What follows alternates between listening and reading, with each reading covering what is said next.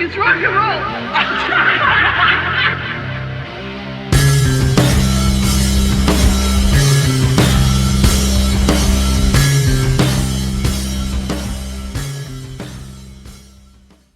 All right, welcome to the Look It's Rock and Roll podcast. I'm your host, Julian Gill. I'm back with another quick review. This time it's LA Guns, Black Diamonds. I don't often write musical reviews on Amazon, but, when I saw some of the negativity towards this new album, I had to throw my 5 pence into the mix. I didn't say much. I just described the album as spectacular riff-a-rama that's a blast of sleaze metal with buckets of hooks and an aggression that drives you through a 41-minute musical drive-by. I mean, my first impression of this album was, wow, holy shit, I like it. And I've done 3, this is my 3rd review of new albums that have come out. And of those 3 releases that I've purchased, this one has had the most repeat plays, and it has had me queue up the last 4 albums that LA Guns have put out and just left that playlist on loop. It's unusual for me to have that kind of response to a new album. Usually I listen to it a few times and I'm like, all right, I'm going back and I'm going to just listen to the first one, which is what it was all about for me anyway. So, LA Guns is a weird band for me. They've been pretty hit and miss over the decades. I haven't stayed on board with them the whole time. But going back to that first album in 1987, I knew who Philip was before he joined the band. So when LA Guns announced that, the debut was coming out and Philip was lead singer, I was like, oh, cool. That'll be interesting to see what he does. I didn't know that much about LA Guns and all the kind of history and drama that went around that, or Paul Black. I mean, in recent years, I did get, obviously, the Paul Black recordings, and obviously learned about the first EP with yet another singer. So I checked out when when Cocked and Loaded came out, and it wasn't that I didn't like Cocked and Loaded or Hollywood Vampires, which I did like somewhat less because it was moving in a more kind of commercial vein. It was just that there were other bands that I was more interested in keeping up on, and none of that stuff matched the debut. That debut stands up to this day as a really good bit of LA sleaze metal from the late 80s, just like Faster Pussycat's debut, Appetite for Destruction.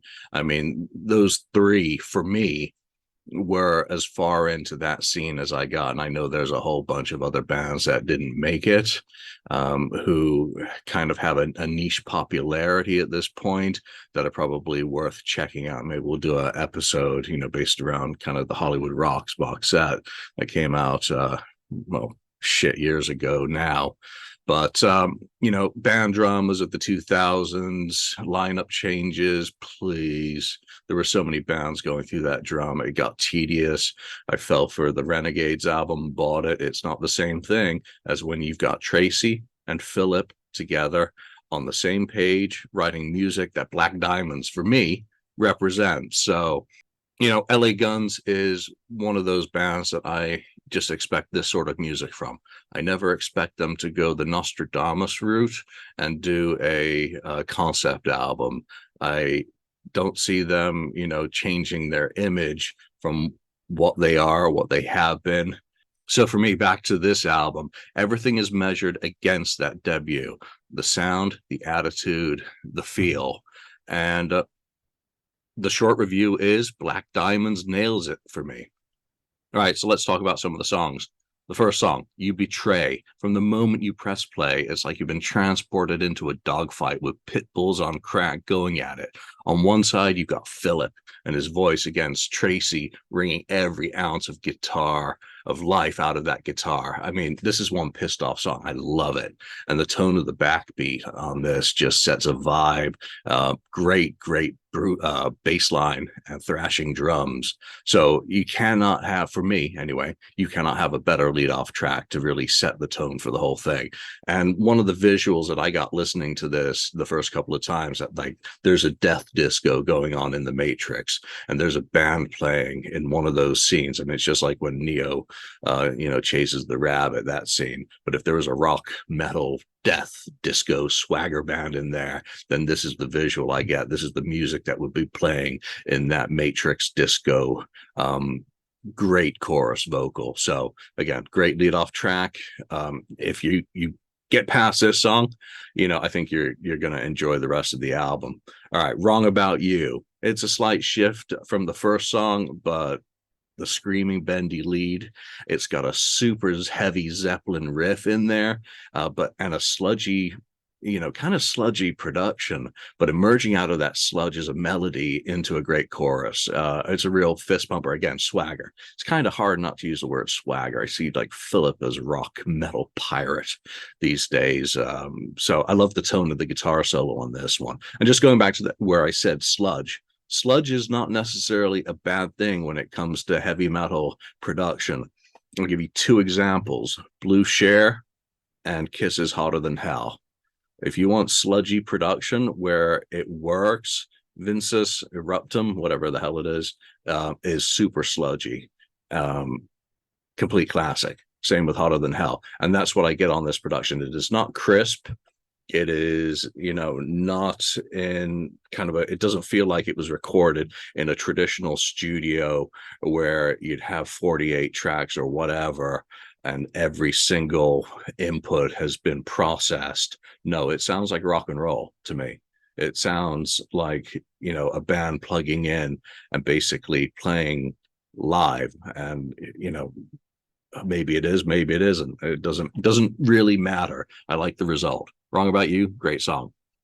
Third song, pace changes into a balladish. Yeah, with LA Guns, you're going to get a ballad. It's got real nice intro guitar work and a good vocal, a little bit melancholic on the first section.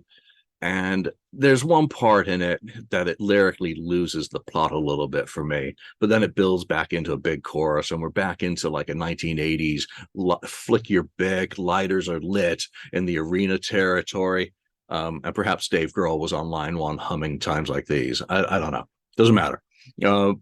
But it's also got a twist in it where there's a nice harmonic time change, which I think is gorgeous. And it works really well within the song. But vocally, it's skirting into that Lane Staley territory, something that he did exceptionally well with just a phrasing on his vocal. So it's good to hear Phil singing like that. And again, another great solo. All right, moving on. Babylon. That made me think of Faster Pussycat. But this one's got a real cool punky attitude that collides with the 70s glam vibe, which shouldn't be too surprising for Philip. But Philip's vocal is the star of this one, and he delivers the goods perfectly. It's just a 3-minute song, so it's a great illustration of not overdoing something. Keep it simple, keep it tight, keep it focused, and what you end up with Babylon is a great rocker with a ton of character. I think I'm going to have to put Shame as one of my favorites on this album because it's got a blues rocking swagger again. You get the harmonica coming in with some subtle background vocals, a little bit on the mix there. I can see there being criticism of, but I think they're low enough that they don't impose themselves, but they're not high enough to really be sufficient. So, everyone's got their own taste. Doesn't matter. Philip's barbed wire gargling vocal on this one makes it. So, it's like an old bluesy number in a way, but there's a nice mid-tempo break at the halfway point of the album. So, it works where it's put on the album, and it also makes sure that the album doesn't stay one note. So lots of change-ups, lots of differences on the album already, and we're at the halfway point. This one, last thoughts on it, a perfectly stated solo. Can't complain.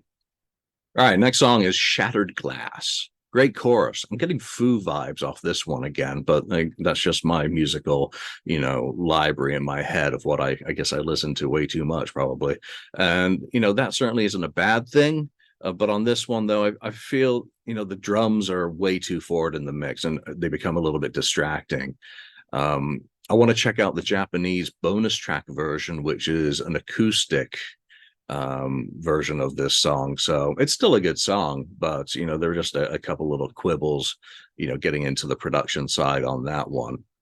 But still not enough to savage the whole damn album on an Amazon review and give it 1 star and tell them to quit. I mean, come on. Next song, Gonna Lose. We're back into kind of the slower territory, for another sonic change up on this, but then they're tricksters. The mellow chorus changes up into or the mellow verse, pardon me, changes up into a scorching chorus. It's a big chorus. Gene Simmons would say that's a chorus the size of a gymnasium. The contrasts make the song a little bit bipolar, so I'm left a little bit dumbfounded about this one, but it's nice to have that sort of weird dynamic going on within a song. So again, changes things up, keeps things fresh, keeps you listening, but also keeps the album, propelled forward at a good clip. All right, Got It Wrong. Yeah, some of you have probably already said that about my review, and that's perfectly fine. That's your opinion. This is mine. I'll sleep well at night. There's no confusion about this one. This is just meat and potatoes rock and roll here. There's no pretense, no pretensions. It's just going to rock your socks off. Another strong riff around the song. And they just build on it and keep it simple, keep it rocking. Rock and roll. That's all I want. Let's not require a blueprint to decipher it. Low Life. I immediately thought of Iggy, but phrasing, the delay, the reverb, the guitar effects, it's just brief as well at the beginning. I like that. It's attention grabbing. Again, simple rock, perhaps a bit rudimentary. That might have this song being chucked into the filler pile, but it's hard to do that. I can't throw it into the scrap heap just because of the amount of conviction that's in Philip's voice as he sings it. So, decent song. We'll leave it at that. Crying.